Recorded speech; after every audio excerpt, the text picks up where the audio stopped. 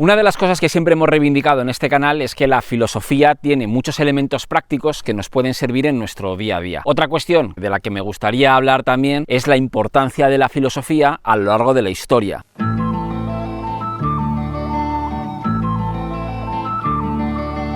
Todo está en los libros, todo está en los libros. Ni que decir tiene que dos de las grandes revoluciones que cambiaron el rumbo de la historia para siempre, como son la Revolución Francesa y la Revolución de la Unión Soviética, tienen su origen en filósofos y en la filosofía. En este vídeo voy a establecer 6 pasos que conectan al primer filósofo conocido de la historia de la humanidad, que fue Tales de Mileto, con el conflicto que se está viviendo ahora mismo entre Rusia y Ucrania.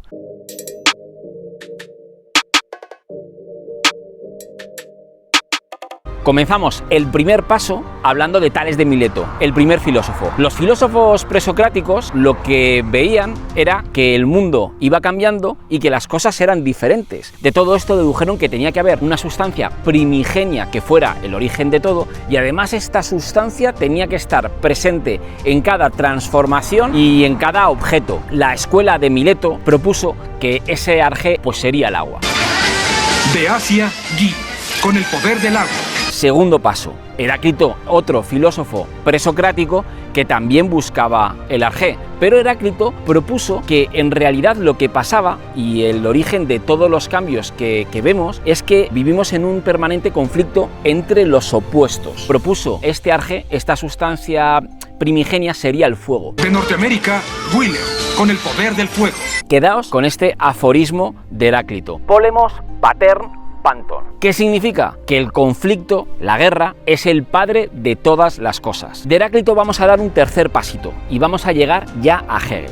Hegel utilizó un concepto complejo de explicar aquí, que es la dialéctica. No tiene idea de lo que está diciendo. Fue un concepto que enunció basándose en Platón. Pero en esta dialéctica, según él mismo reconoció, bebió mucho de Heráclito. Básicamente, la dialéctica hegeliana se resume en 3. Existe una tesis, existe una negación de esa tesis, la antítesis, y de esa antítesis acaba surgiendo una síntesis. ¿De qué hablas? No entiendo nada de lo que estás diciendo.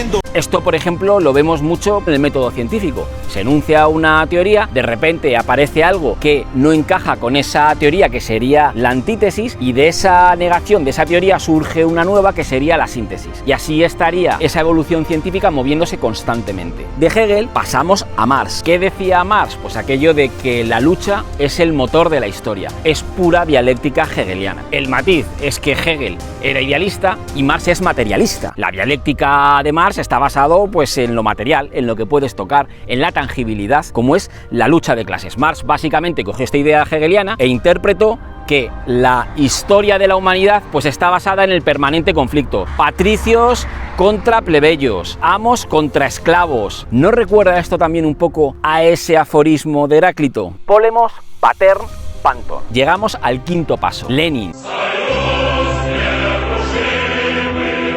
Con la filosofía de Marx por bandera comienza la Revolución Rusa, que convierte a la nueva Unión Soviética en una potencia militar.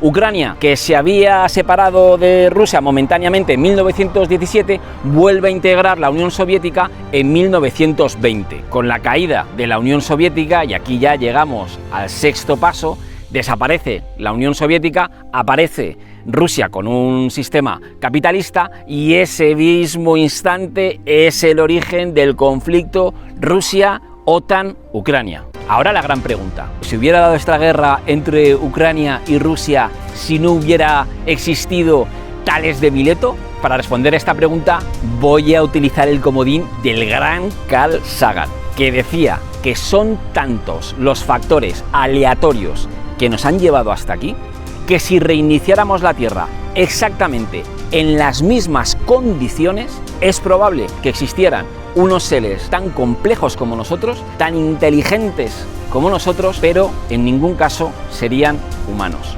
Señor Putin, don't press the button. The button, boom. No.